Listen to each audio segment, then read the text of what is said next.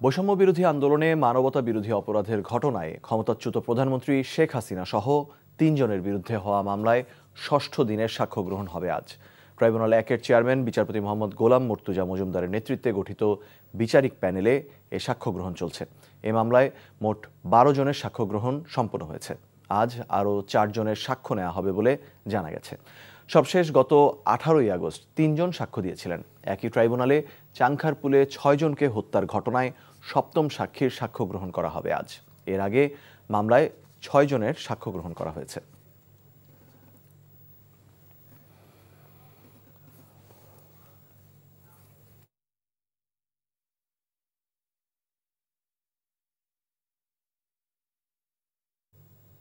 Bundle থাকলে প্রতি সেনমানিতে টাকা বাঁচবে। বিকাশ সেনমানি বান্ডেল কিনে জিতুন প্রতি লেনদেনে। ট্রাইব্যুনালের আরও খবর জানাতে সেখানে আছেন স্পেশাল করেসপন্ডেন্ট হাসান জাবেদ, সরাসরি যোগ দিচ্ছেন তিনি। জাবেদ, কোনো মামলায় সাক্ষ্য গ্রহণ কি শুরু হয়েছে? কি তথ্য আছে আপনার কাছে?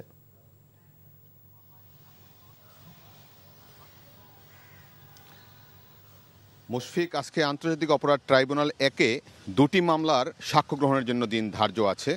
আমি প্রথমেই বলতে চাই যে সাবেক প্রধানমন্ত্রী শেখ হাসিনা, সাবেক আইজিপি চৌধুরী আব্দুল আল মামুন এবং সাবেক স্বরাষ্ট্রমন্ত্রী আসাদুজ্জামান খান কামালের বিরুদ্ধে, এই ৩ জনের বিরুদ্ধে যে জুলাই আগস্টে যে হত্যাকাণ্ড হয়েছে, সেই হত্যাকাণ্ডের জন্য সুপিরিয়র কমান্ড রেসপন্সিবিলিটি অর্থাৎ ঊর্ধ্বতন নেতৃত্বের অভিযোগে যে মামলাটি হয়েছে, সেই মামলায় আজকে সাক্ষ্য গ্রহণ হবে।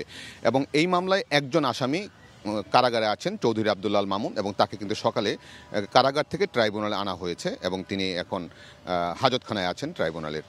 আর ১১টার পরে আসলে এই ট্রাইব্যুনাল বসে তারপরে কিন্তু সাক্ষ্য গ্রহণ হবে। আরেকটি মামলা হচ্ছে চানখারপুলে আনাস সহ যে ৬ জন শিক্ষার্থীকে ৫ই আগস্ট গুলি করে হত্যা করা হয়েছিল, সেই মামলাটি আজকে সাক্ষ্য গ্রহণের জন্য আছে। এখন কোন মামলাটি আজকে প্রথম সাক্ষ্য গ্রহণ শুরু হবে সেটি কিন্তু আমরা এখনও জানি না। যখন ট্রাইব্যুনাল বসবে, কজ লিস্ট দেওয়া হবে, তখনই বুঝতে পারবো যে কোন মামলাটি আসলে আগে শুরু হবে। এবং এই ৬ জনকে হত্যার ঘটনায় ৮ জনকে যে আসামি করা হয়েছে এই মামলায়, সেখানে ৪ জন আসামি গ্রেফতার হয়ে কারাগারে আছে, তাদেরকেও কিন্তু আজকে ট্রাইব্যুনালে হাজির করা হয়েছে। এই ৪ জন হচ্ছেন আপনার আরশাদ হোসেন ইন্সপেক্টর, তারপর কনস্টেবল সুজন হোসেন, কনস্টেবল ইমাজ হোসেন ইমন এবং নাসিরুল ইসলাম নাসির। আর অপর যে ৪ জন পলাতক আছেন তাদের মধ্যে হচ্ছে সাবেক ডিএমপি কমিশনার হাবিবুর রহমান, সাবেক যুগ্ম কমিশনার সুদীপ কুমার চক্রবর্তী, রমনা অঞ্চলের সাবেক অতিরিক্ত উপকমিশনার শাহ আলম।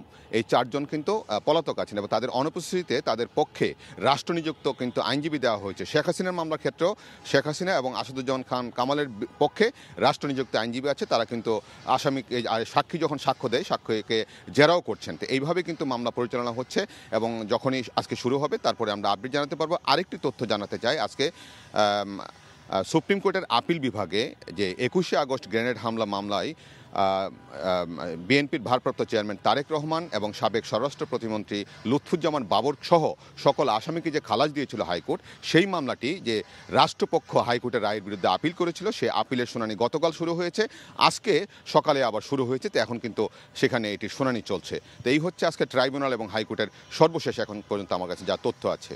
মুশফিক, জানছিলাম ট্রাইব্যুনালের খবর। বান্ডেল থাকলে প্রতি সেনমানিতে টাকা বাঁচবে। বিকাশ সেনমানি বান্ডেল কিনে জিতুন প্রতি লেনদেনে।